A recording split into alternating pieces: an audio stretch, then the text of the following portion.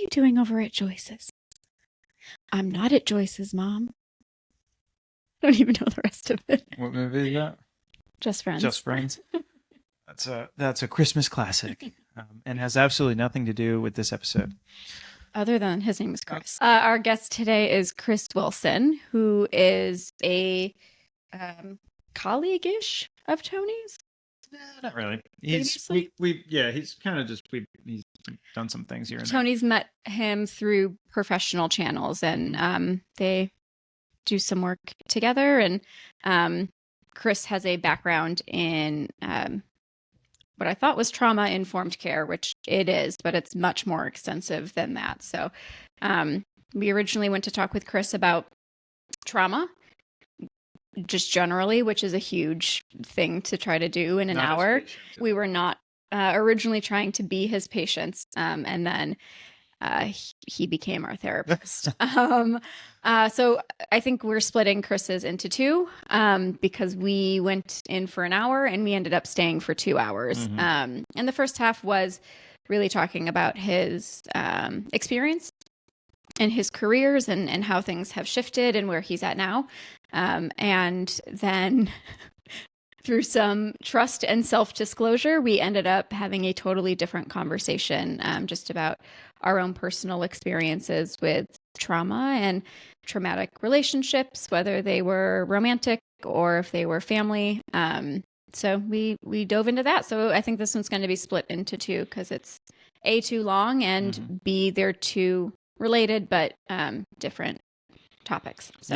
Yeah. It was a powerful conversation, what it turned into, and it was, I think, a very vulnerable conversation as well, but also just go into this one with the understanding that some of the topics that we talk about are very sensitive. So Chris is a retired clinical psychologist, so he talks about experiences of working with abusive men, experiences of working with their abused partners, so the victims, and some of that is it's very raw.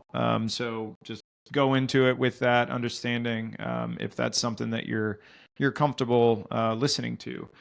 Interestingly, too, he worked. Another one of his careers was working in, I think it was like a women's correctional facility, and through his work with the women that are in prison, he found that there are so many of them that are victims of their own experiences with abuse, and they are in there because of reactions to abuse or, a lifelong experience with abuse, and that led them down certain paths. So it goes a couple different ways, and it's all incredibly interesting.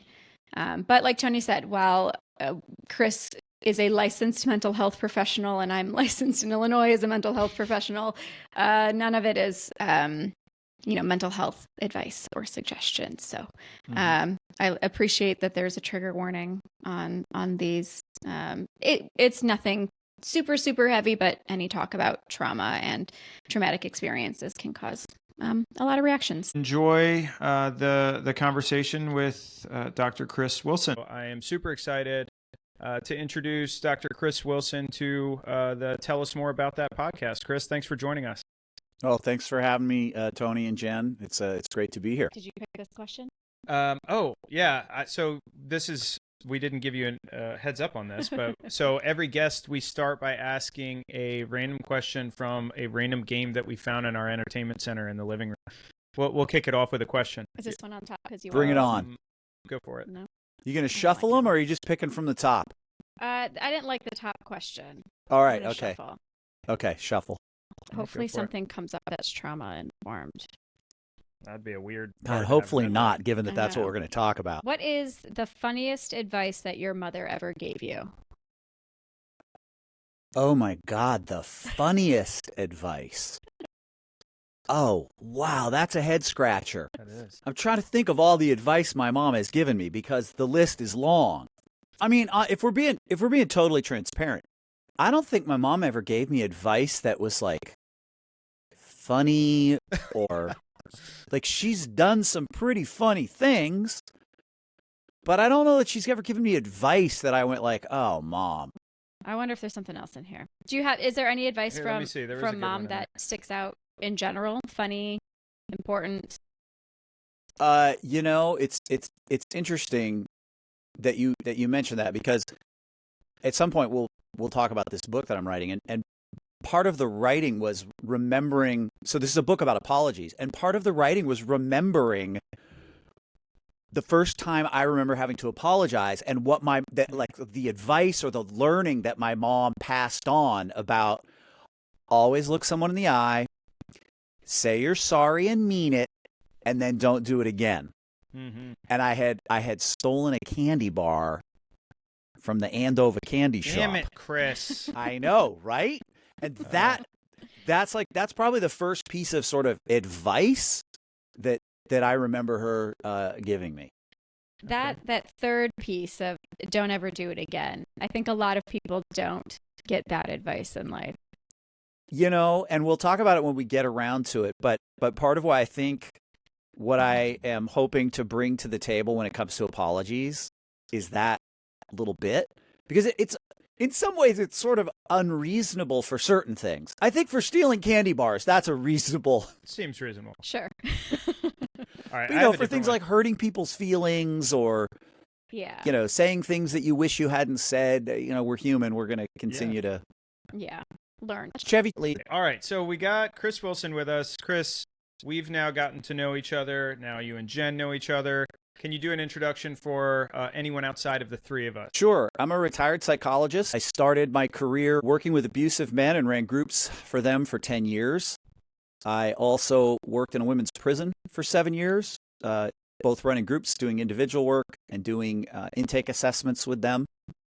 And I then transitioned into a private practice that was a combination of both clinical work, individual work, as well as doing forensic evaluations, usually in civil cases involving the Department of Human Services. And then every now and then would do work for a defense attorney and would do an evaluation on their client to give them a sense of whether their client has been upfront with them, let's just say. And these were all individuals who were dealing with criminal cases involving abuse, and the defense attorneys usually wanted to know, am I going to be surprised by something? And 10 times out of 10, every time I ended up sharing information with them that they were like, oh, goodness gracious. So, not to get off on a tangent, but I'm interested in that. So would you go in and have a session with their client and get them to disclose all the secrets in their closets? Yeah, so sort of by way of continued introduction for the audience, Tony and I and your prior guest, Colton Seal, were writing this interview on relational interviewing. And this is the power of relational interviewing. Defense attorneys would send me their clients. We would sit down and really just have a conversation. They would end up sharing with me abusive incidents. In some cases, it was other criminal activity.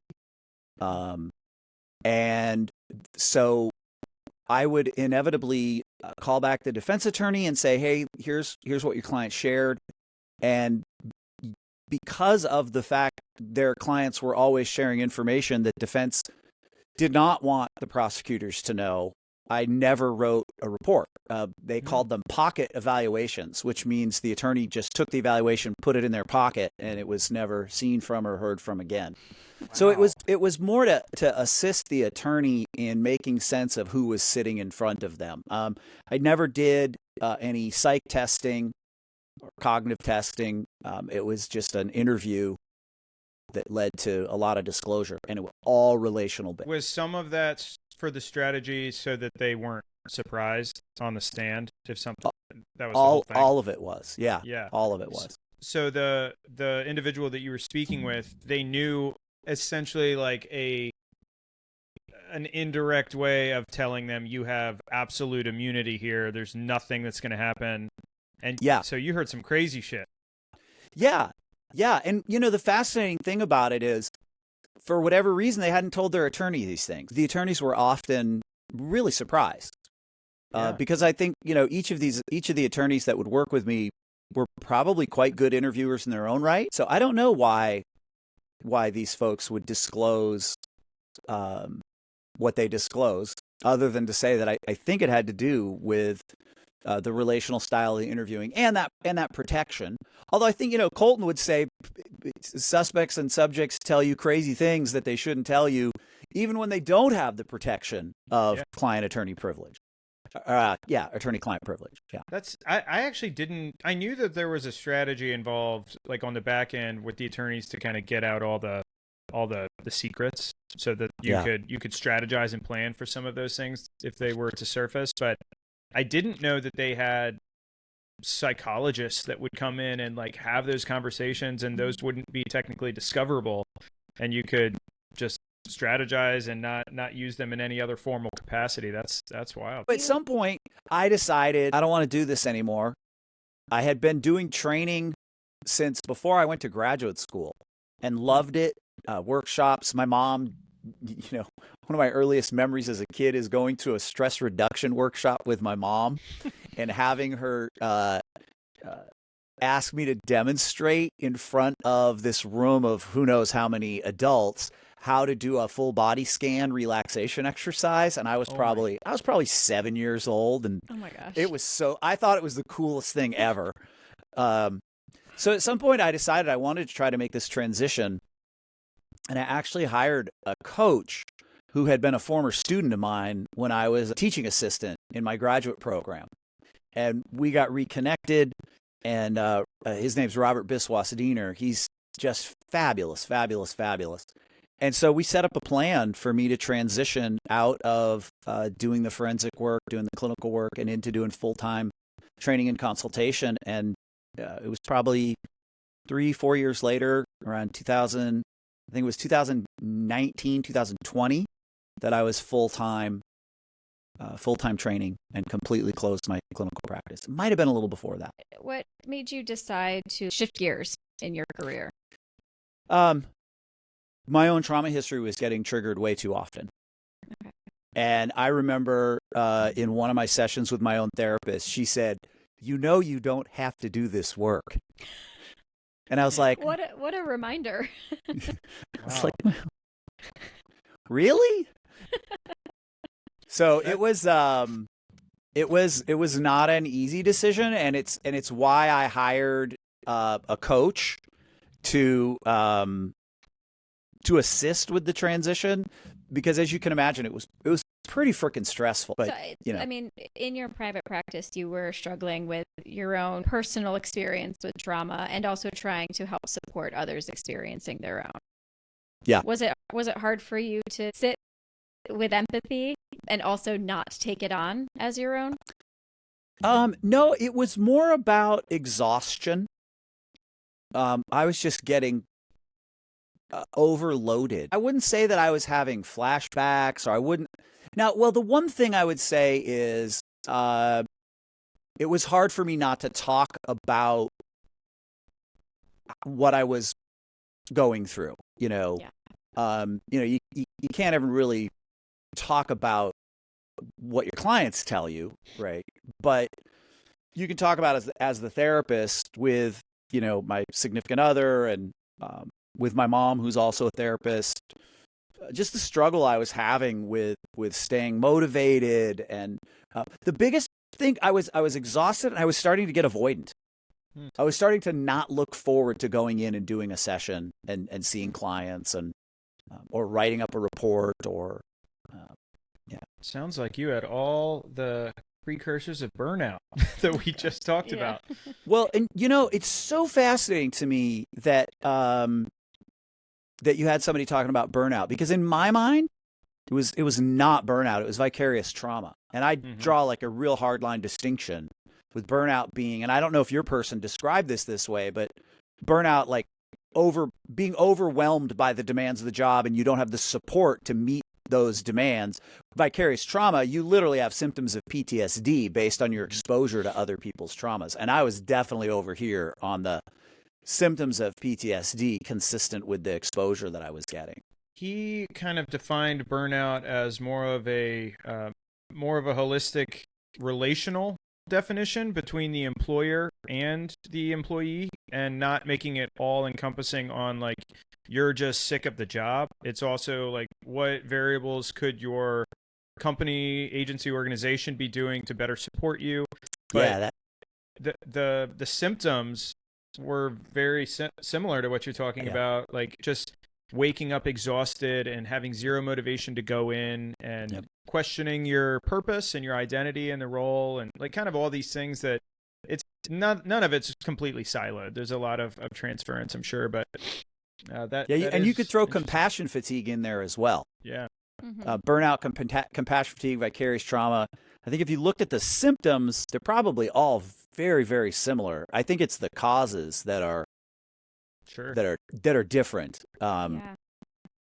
If the organization you work for or the industry that you work within, they can only do so much to support you. And if the work that you're doing is causing vicarious trauma in yourself, then yes, I mean, you can do as much trauma work for yourself, but that still exists. And to be reminded of it daily while you're in this position of helping and guiding and supporting, that can only last for so long. You know, it's super interesting. I did. So on the side, I do some. I'm a former sports photographer. So I do some photo work. I do some video work, and I was doing a video for my spouse's nonprofit, and it was on resilience. And at the time, the term self-care was like really big. And so I was interviewing this advocate who was a friend of ours. Her name's Susan Moen. And I remember saying, you know, Susan, what are your favorite self-care techniques? And she said, I don't like that word. I'm not willing to talk about it in terms of self-care. And I was like, what are you talking about? I don't get it.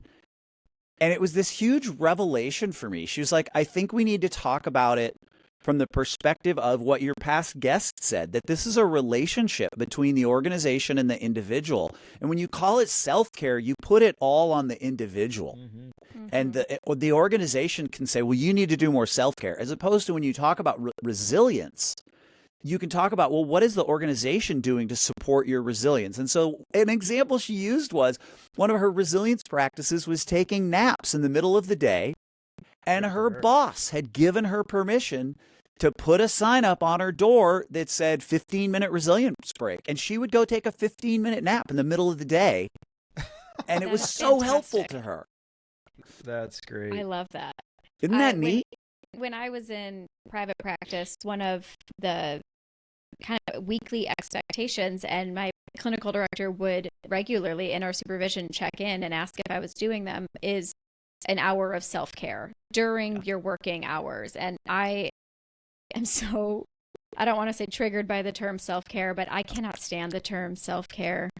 We talk about it all the time. The goal to ask you that, knowing I know. Like you had 8 clients back to back, like, are you going to slide in an hour there? Right. Knowing you won't get paid for that hour? Absolutely like, oh not. my gosh. But the term self-care, and we talked about this after we talked with Colton too, just one-on-one, was I had always viewed burnout as this personal failure, this personal inability. And so talking with Colton, it was like this light bulb moment of, because I couldn't ever figure it out. Like, I can do these things. I'm competent. I'm capable. Like, why does this job feel so challenging? And it was because it was missing this relational piece. And that was a huge shift for me. But if I had one more person be like, well, what are you doing for self-care? I was going to lose it.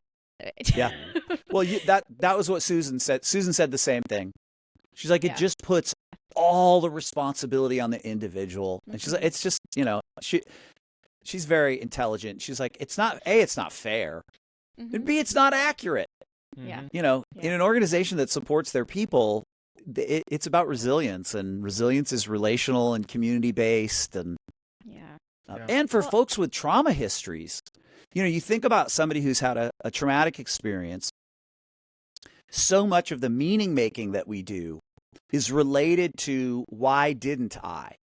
And so you build into your brain this cognitive neural network, this belief set of when things don't go the way that you would like them to, instead of looking at the whole picture, we very often personalize. Why didn't I? Why didn't I? And that's not to say that it's a bad idea to have a contemplative practice of, what was my role and what. But I think for a lot of survivors of trauma, that why didn't I do this? Why didn't I do that? Why am I not doing a better job of taking care of myself?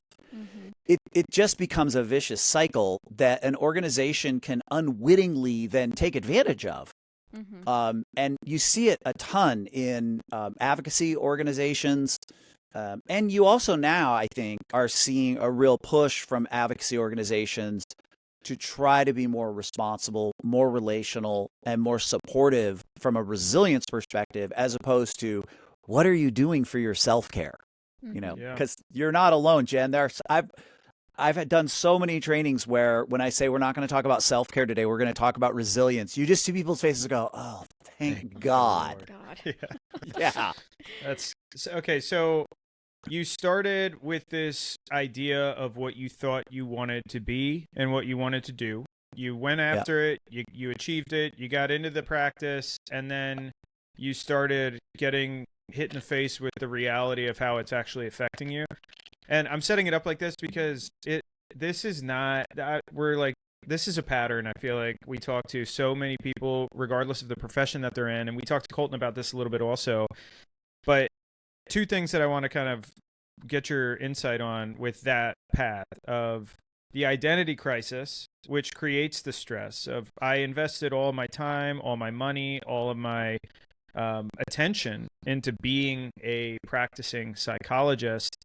And maybe you thinking to yourself, I can't do it, or it's not for me. What am I supposed to do? So that first trigger of the stress and how that probably makes it exponentially more challenging. But then the secondary piece of this, so I'm asking you a bad question because it's too many questions in the question, but did you have any type of direction or insight before you dove in as to what this might be like once you get into it? What's this? This was the part of the job as a practicing clinical psychologist. Did you have any capacity to understand that this may be something that I may not be able to do? No, absolutely none. No, I was convinced that this was for me. In particular, the running groups. When I was in graduate school, we all do our clinicals where you get your internship and you do individual therapy and you get supervision and you watch tape. And I was one of the few people in my program that started out doing group supervision, meaning running groups and then being supervised. Normally, you had to wait until your second year of graduate school. I was granted permission to get supervision and start running groups in my first year because I'd already done so much group work, both in residence life and housing and then in some other places before I got to graduate school. And they needed male co-therapists. Yeah, okay. Right? Everybody that wanted to run groups was a woman, and they needed male. They wanted gender-balanced teams, and so I had this super unique opportunity. So I left graduate school going, I want to run groups.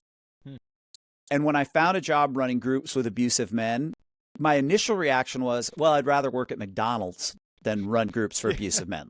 That just sounds horrible. But my boss ended up being this guy who was incredibly creative, groundbreaking, did not do the traditional psychoeducational model, and for all the right reasons. And it was incredibly fulfilling and exciting work. I think where it started to go sideways was when I took a job in a prison. That seems like the beginning of a lot of movies that have maybe a rough ending.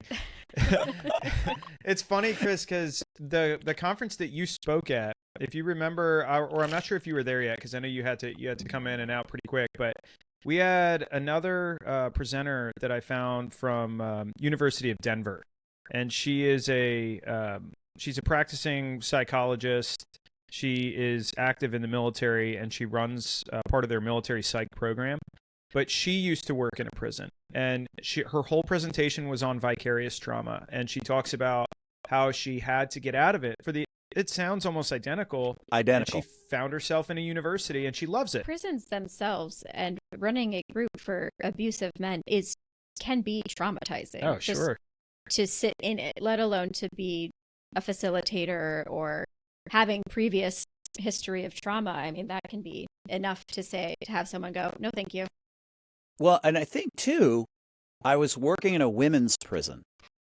So I was working with offenders, but the vast majority of my clients were victims of abusive individuals. Mm-hmm. So there was this sort of sandwich effect.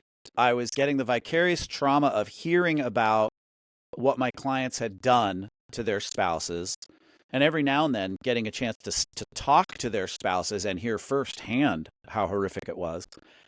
And then I go and I work in this prison where I'm seeing the long-term impact of a lot of that abuse in terms of people's mental health diagnoses.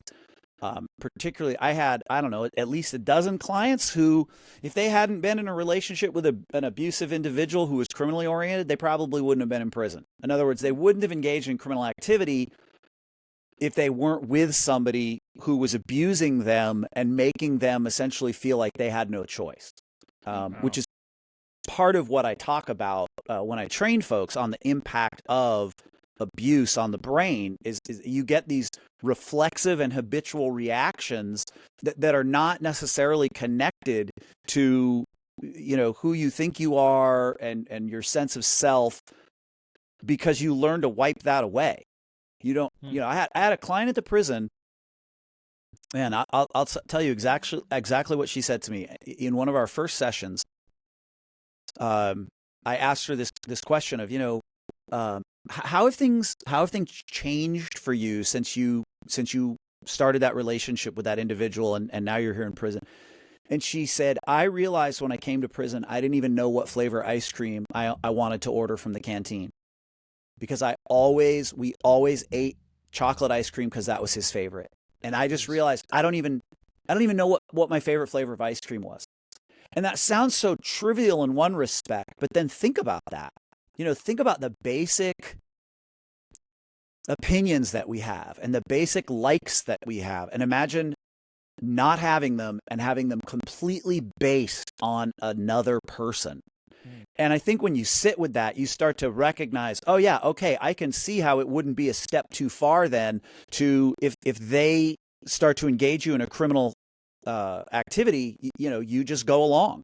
That's you just do that. You don't question it. You don't think about it. So I think I was getting it, you know, both working with the abusers and then working with their victims who were in prison was a double dose that was not, and prisons themselves, oh my goodness, those doors, when they slam shut, it really does have an impact. I got teary-eyed my last day when I left and I heard the doors slam shut and I realized, oh my gosh, I don't have to hear that sound again.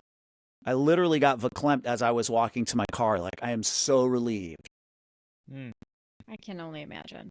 Yeah, it takes a special kind of person to do that over and over and over and over again.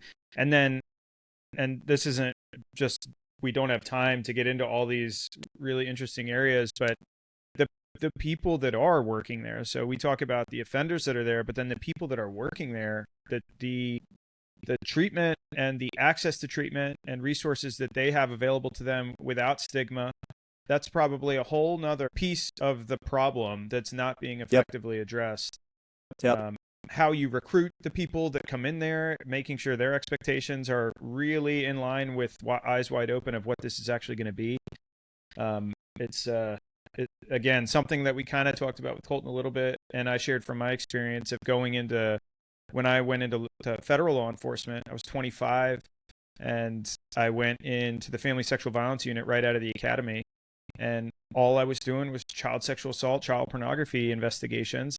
And within 6 months, I was like, there's no fucking way I can do this. There is no way.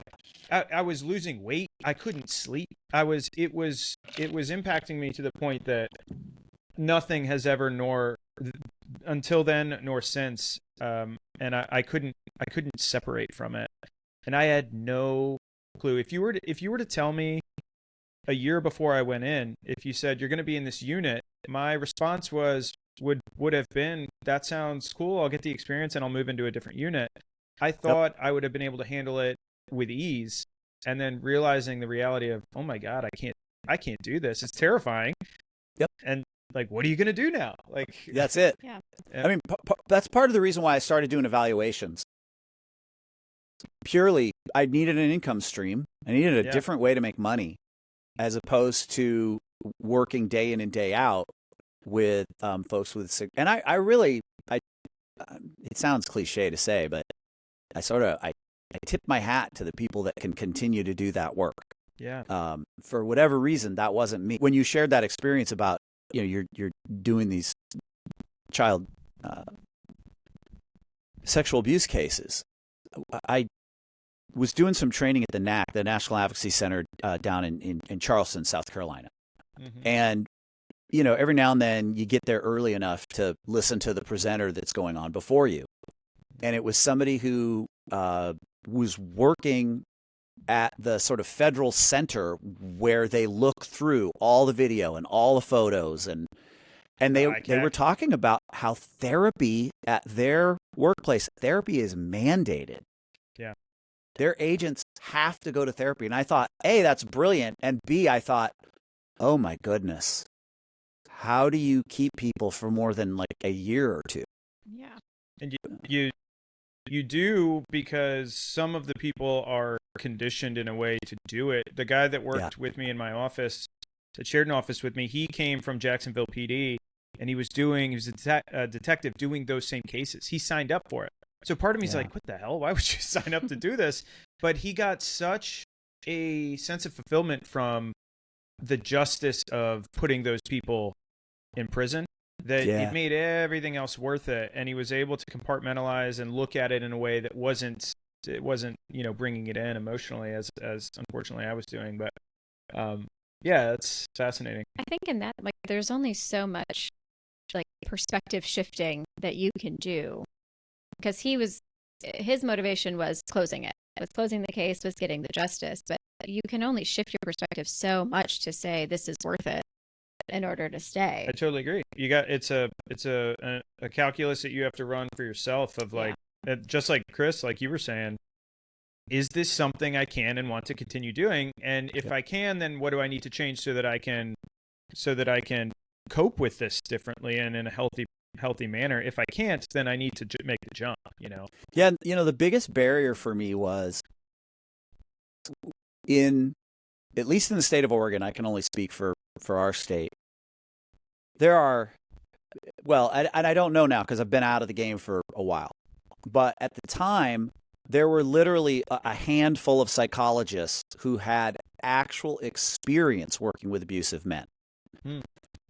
And so out of that handful of psychologists, I was the only one doing evaluations on abusive men, helping the Department of Human Services understand their dynamics, understanding, this notion that there's no correlation between personality type or MMPI scores and whether or not you've been abusive.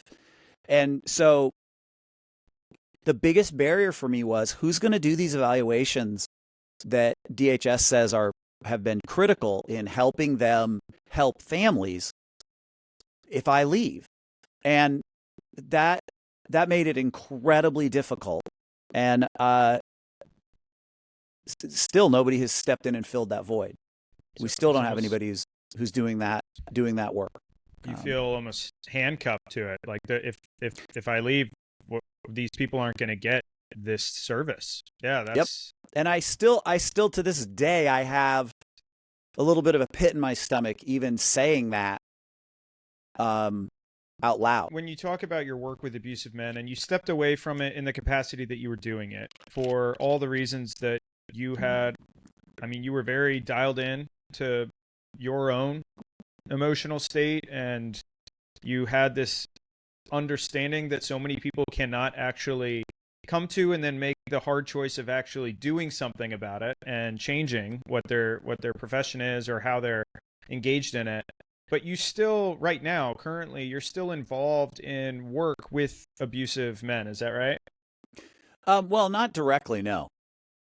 No, I'm not seeing any abusers. I'm not working with abusive men. I'm doing trainings to help people understand the impact of abuse. And I literally just did one for the U.S. Army, where I'm part of a team that's putting together a 5-day advanced training on how to investigate domestic violence crimes.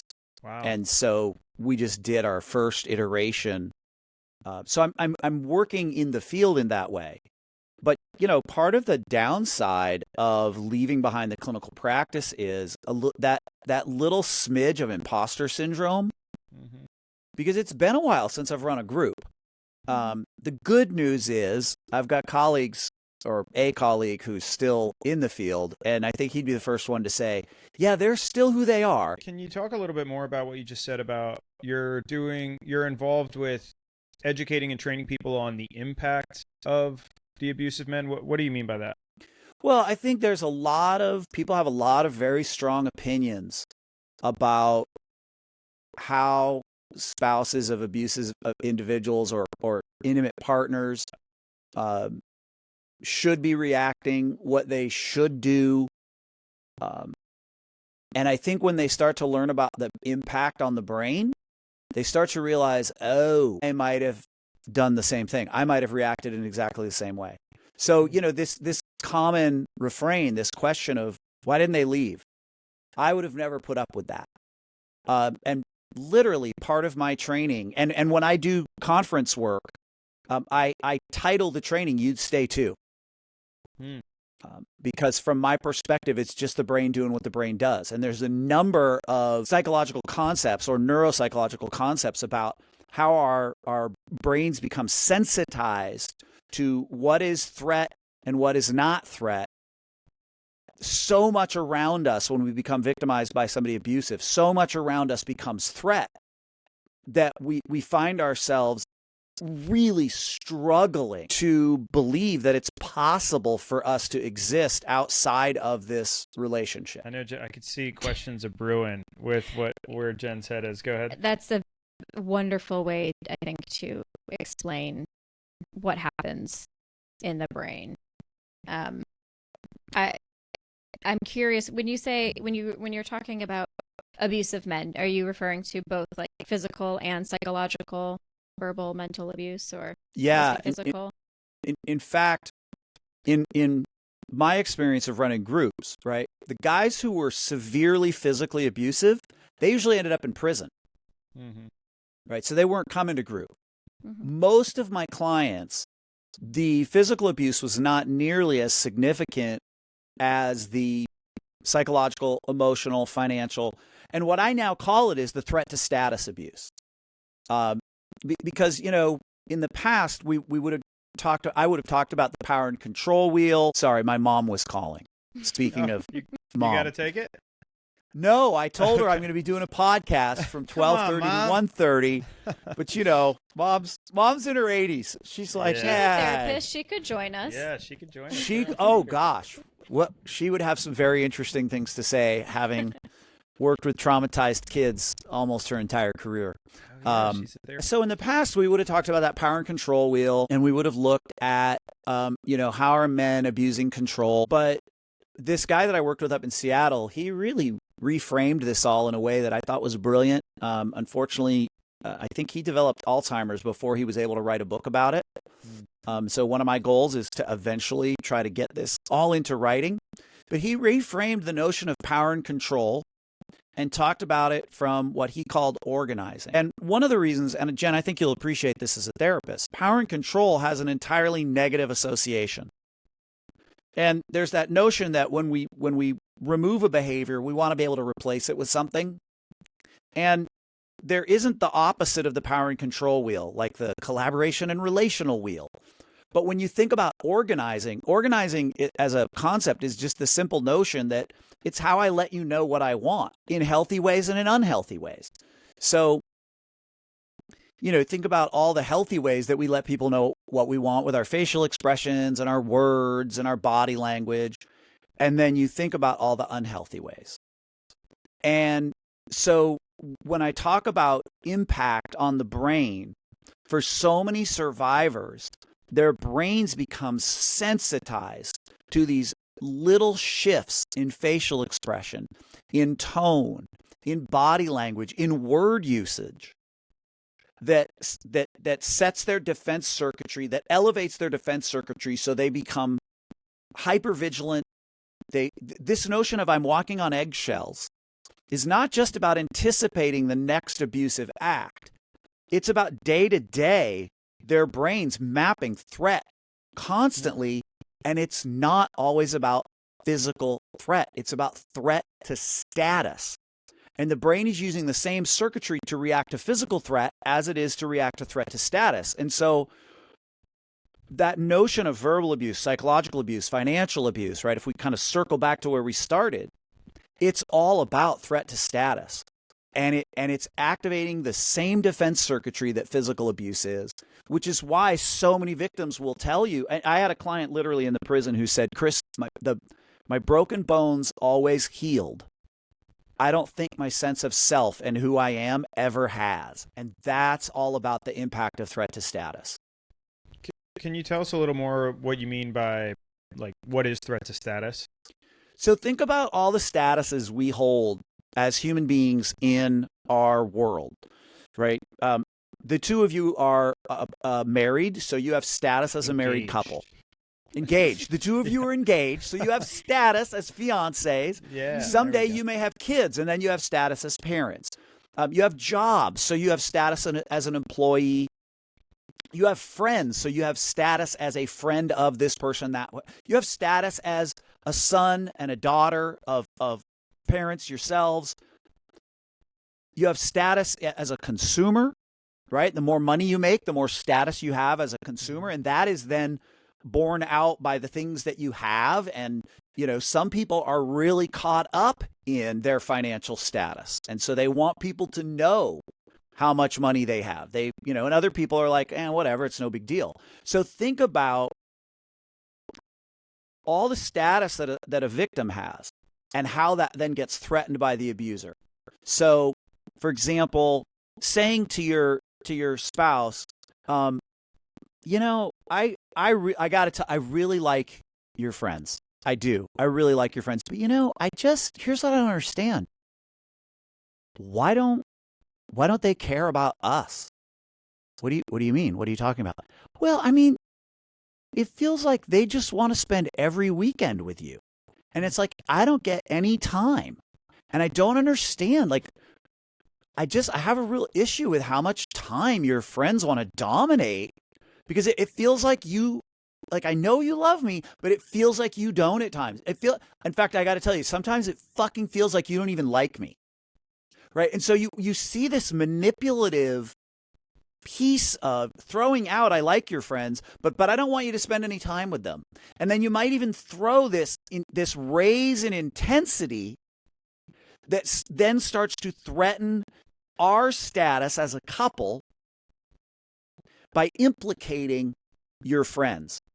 That then threatens your status with your friends, because I'm now saying, I don't want you to spend as much time with them. That's not fair to me. And this is something that abusive individuals, and it is usually in a heterosexual relationship, it's usually men. But I think it's really important to also point out that this type of dynamic exists in any relationship. Mm-hmm. So the identified abuser will find ways to threaten status. Your status with your friends, your status with parents, for example. Well, you know what? The bottom line is, if you leave, guess where that video we made last weekend is going to end up? I'm emailing it to your mom, and she's going to find out that you're a whore. I mean, I don't mean to sound so intense, but that's the kind of stuff survivors are dealing with very often on a daily basis. The physical abuse is usually so intermittent, right? But this organizing and this threat to status is very often a daily occurrence, even in the midst of when things are going well. And you never know when it's going to come up. You never know. So now you're on guard all of the time. All of the time. Well, and Jen, you know about intermittent reinforcement schedules, right? For those of you who might not be in the mental health field, If you put a rat in a cage and you put a little lever in their cage, and when they press the lever, they get a treat. If every time they press the lever, they get a treat, they will only press the lever when they want a treat. Mm-hmm. If you never give them a treat when they press the lever, they'll never press the lever.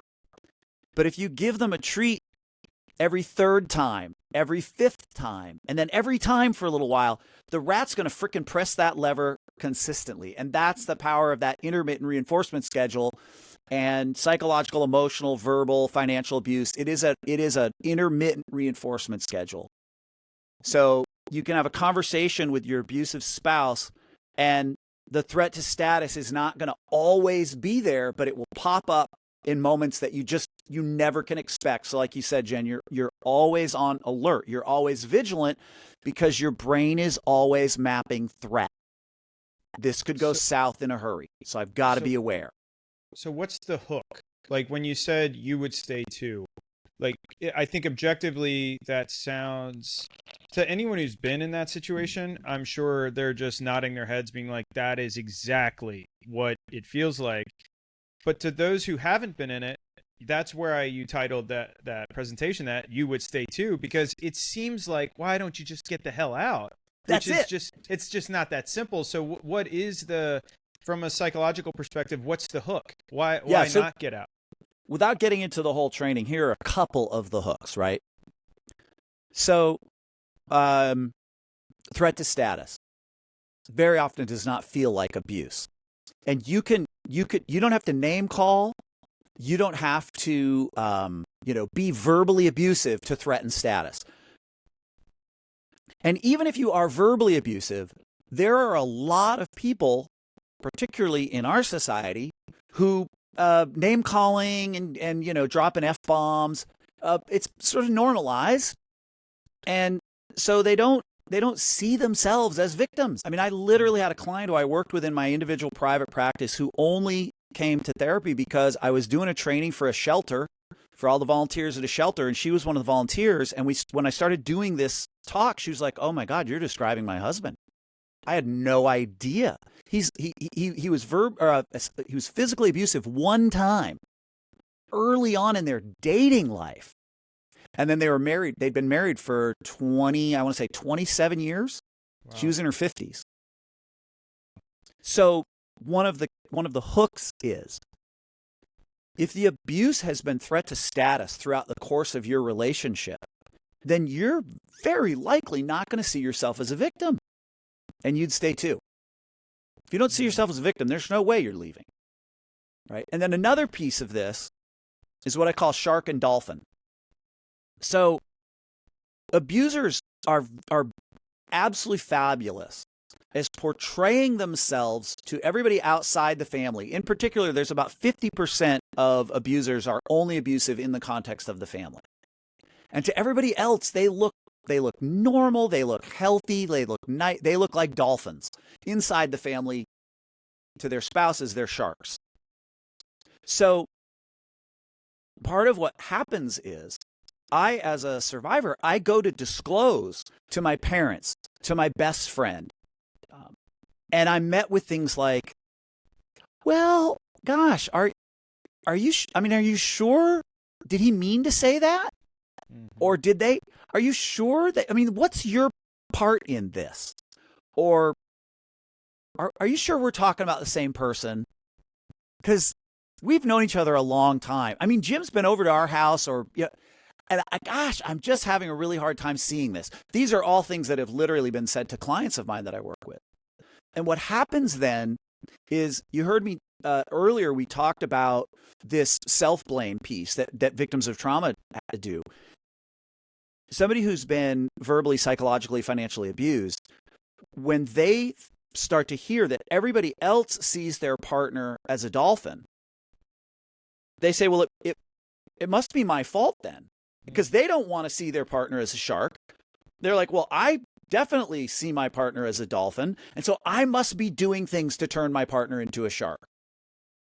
And if you see yourself as being responsible for turning your partner into an abusive individual, you absolutely would stay because you start to believe, well, if I can just change the way I interact, if I can change the things I do. I have a colleague of mine who was abused by her both intimate partner and then trafficked by that person.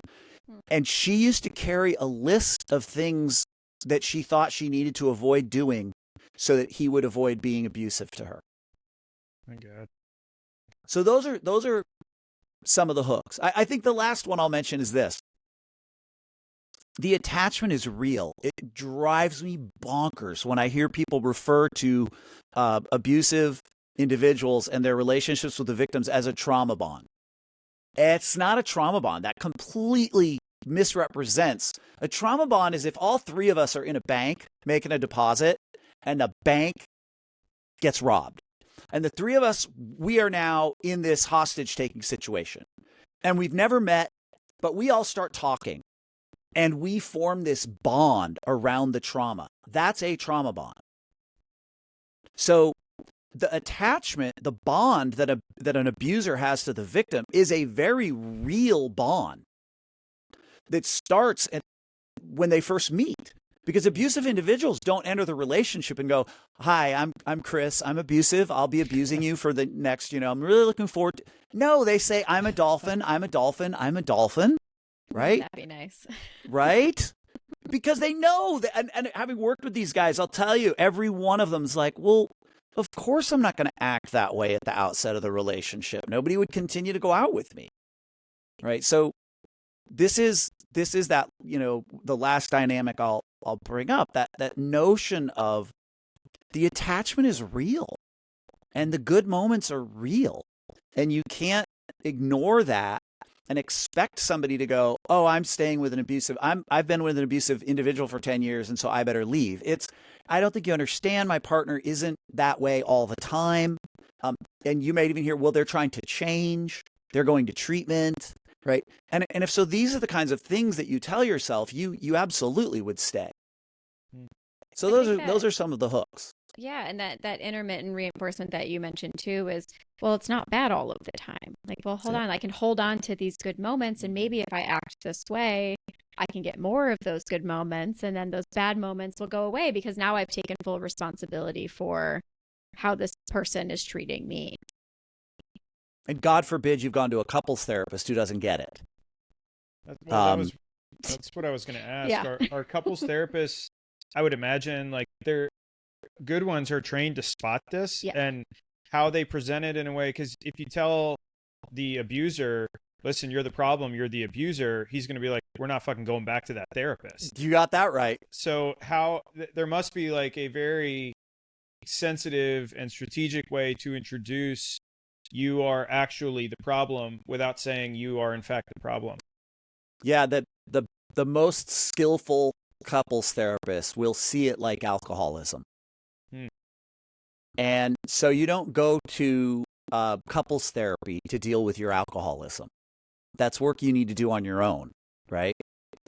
And so they'll frame the behavior that the abuser engages in and say, look, this behavior that you're engaged in, if we think about it in the same way we think about alcoholism, it's behavior that in order for you to change, you need to focus on it just yourself. And I have some referrals. I would like you to go talk to, one of these three people about that.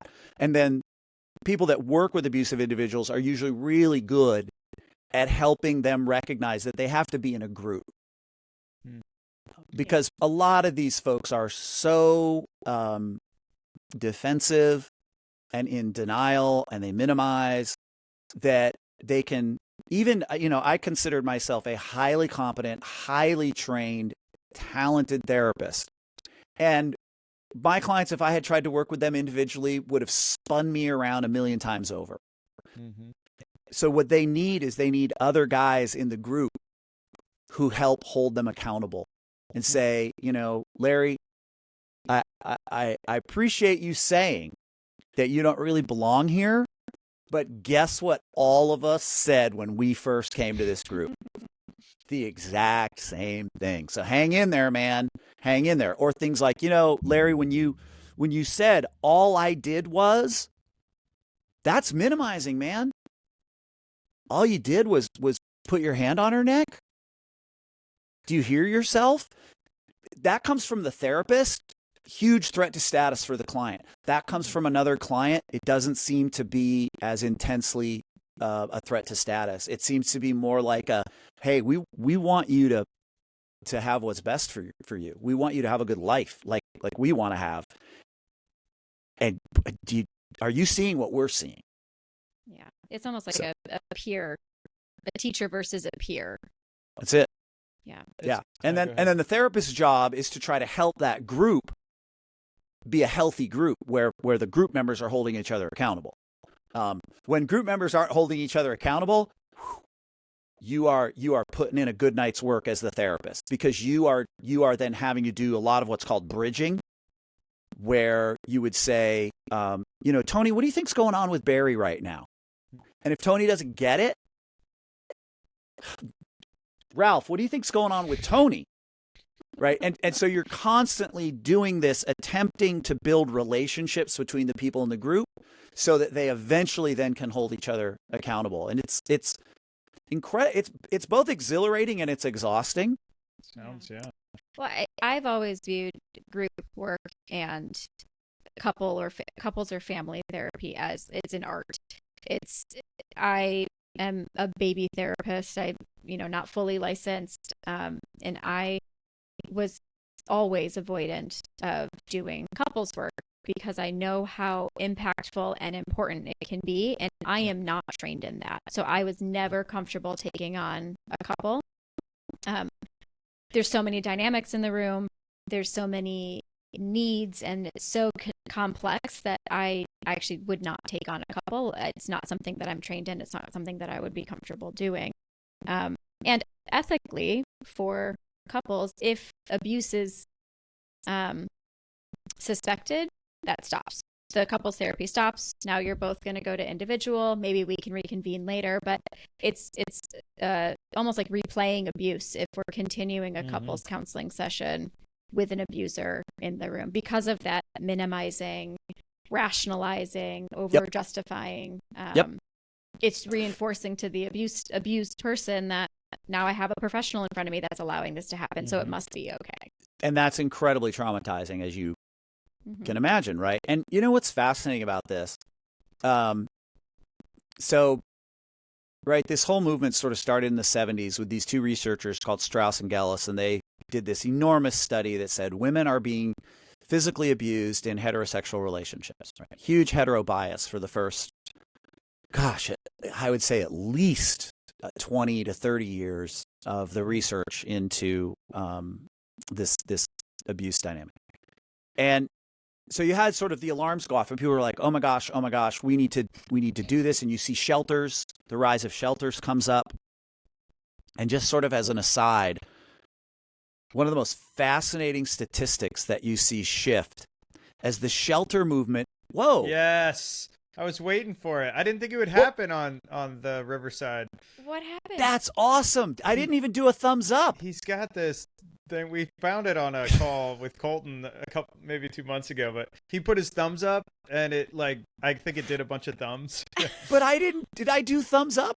I think maybe you put your hands up. So what happened was the country, you saw this rise in the shelter network. And the most fascinating statistic is you did not see a drop in the rate of women being murdered by their spouses when the shelter network came into play. You saw a decrease in the number of men being murdered by their spouses. Wow. Because the victims were able to get to safety and didn't have to then do what they thought they had to do in terms of it's a fascinating when you look at that correlation and you see those numbers drop. So what I'm getting to is this. Eventually, people started to do more research into the field, and they came up with this statistic that men and women in hetero relationships are equally abusive. And a bunch of people went, what are you talking about? That is not true. Like, that's just, so this guy named Michael Johnson out of Penn State said, who's actually a sociologist, said, I think I can make some sense of this. And he drew a distinction between sort of the traditional domestic violence when we think about it and something he called situational couples violence.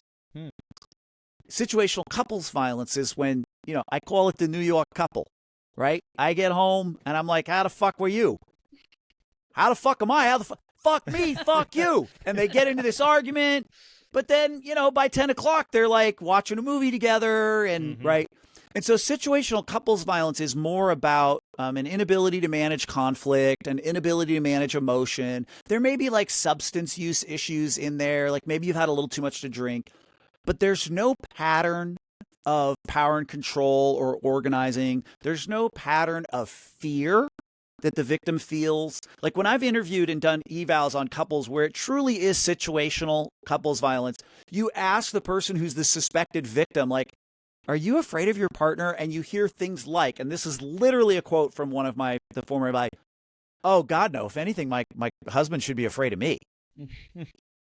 So I think what has happened is a lot of couples therapists, a lot of judges, a lot of attorneys, they hear this term situational couples violence, and it's so much easier to think, oh, this is just like a high conflict couple. I can work with them. And so from a couples therapy perspective, you've got all these therapists out there that, from my perspective, they think they can do this work because they are erroneously labeling it as this situational abuse as opposed to it's connected to this much deeper pattern. They've gone to a training. They've heard about situational couples violence. I mean, unfortunately, I and a colleague of mine who works at a hospital where she sees lots of clients on a short term. She does a lot of short term connecting to other resources. She's like, Chris, it is pervasive. The number of victims of domestic violence I see who talk about horrific experiences in couples therapy because the couples therapist thought that they were seeing something they weren't seeing. I can imagine. Yeah. The just because I want to be respectful of the time that you've got here, Chris, and I did want to make sure that we can cover at least one other topic, which is the book that you're currently working on, which I think is a good kind of segue. Can you talk a little bit about what that book is and kind of what it's focused on? Yeah, so I came up with, when I was doing this work with abusive guys, you would get to this place with them where they would want to know, how can I start to heal the relationship with my spouse if their partner stayed with them? And so we have these conversations about you can't just say I'm sorry, because so many of these guys would say I'm sorry that I hurt you, I'm sorry that I did this, and then it's like, I said I'm sorry. Why are we still talking about it? Like, don't you believe me? And so I came up with what I called the 4 steps to apology. The 4th step, which I think is the most unique piece, and the first step is you have to be fully accountable. So no minimizing, no blaming, no denying. And that's right out of the Duluth Power and Control Wheel. And the second step is you have to express an awareness of impact. Because so many folks, and from my perspective, we're now getting out of just working with abusive men, and we're just human beings in general. When I apologize, I want the person I'm apologizing to know that I didn't mean it. And whenever I focus on my intent and I don't talk about impact, I'm basically saying, yeah, I mean, I know you were hurt and everything, but I didn't mean it. And so the person who's being apologized to experiences this minimization of their own personal experience. So from my perspective, we have to be fully accountable. The second step is we have to express an awareness of impact, and we have to let ourselves be coached by whoever it is that we're apologizing to. We have to be open to them correcting us and saying, well, no, I wasn't frustrated. I was fucking pissed off. Okay. Right. So, and then the third step is we have to express an awareness of the impact on ourselves, which is regret. And if the impact on yourself was not that you felt regret, then why are you apologizing in the first place? If that makes sense. And then the last step, and the one that I think is really cool, is the notion of you have to say to the person that you're apologizing to, I have thought about what led me to doing this in terms of my own dynamics and like who I am. If at some point you ever want to talk about that, I'm open to that. I don't want to put that on you now, because that can sound too much like I'm trying to minimize the impact. But if you're ever interested in that, I'm open to that. And quite honestly, if you ever want to talk about what has gone on between the two of us and how we got to this point of me acting in the way I acted. And when I say we, I'm meaning like, how did I get to that place? I'm totally open to it. And that fourth step is one that, from my perspective, in any relationship is so beautiful. And really the reason I wrote the book is because a friend of mine, a dear friend of mine, a guy who I've been composing music with for, going on like more than 10 years. We were hanging out one night and he was talking about a disagreement that he and his wife had, and it stemmed from a camping trip, and he had played poker and stayed up all night and not come to bed in the tent and snuggled with her, which was like one of her favorite things to do. And she kept bringing it up, and he kept saying, I'm sorry, like I really am sorry. And so I said to him, man, yeah, I've never told you about these 4 steps, but I think you're missing that 4th step. And this light bulb went off. And so he went home and he talked to her about how he totally got it, that at the beginning of their marriage, he wasn't really ready to be married. And so he was sort of still doing single guy stuff. Mm-hmm. And she felt like, what the fuck, dude? Are you with me or are you not? Because you just keep going out and doing things with other people, and like you're not invested in the household. And he was like, look, I get it that when I acted that way, it probably brought up a bunch of your memories of when we were first married. And that's like, whoa, if that happened, I totally get it. And I want you to know I'm aware, and I'm working really hard at I don't want you to think I'm like backsliding. And he said she just broke out and was like, oh my, yes, you get it. Like, and he said, we've never talked about it since. We're closer than we ever have been. He was like, you need to write this. This needs to be a freaking book. And that's literally when I decided, oh, maybe it would be helpful, because he's not abusive at all, right? He's not an abusive guy. Yeah. But from a relationship perspective, I mean, you think about a conflict, how often do we talk about why we did what we did in terms of ourselves? And then talk about what we're doing to try to make sure that doesn't happen again. That's that piece, Jen, when I mentioned, instead of saying, I'm going to not do it again, why? What are you doing to try to make sure that doesn't happen again? Thanks for joining us on another episode of Tell Us More About That. Don't forget to subscribe on whatever platform it is that you're listening to us on, and also leave us a rating and review. If you have any topics you would like us to consider, if you have any feedback or commentary, only if it's positive, please visit www.tellusmoreaboutthat.com. Thanks again for joining in, and we will see you next time. See ya.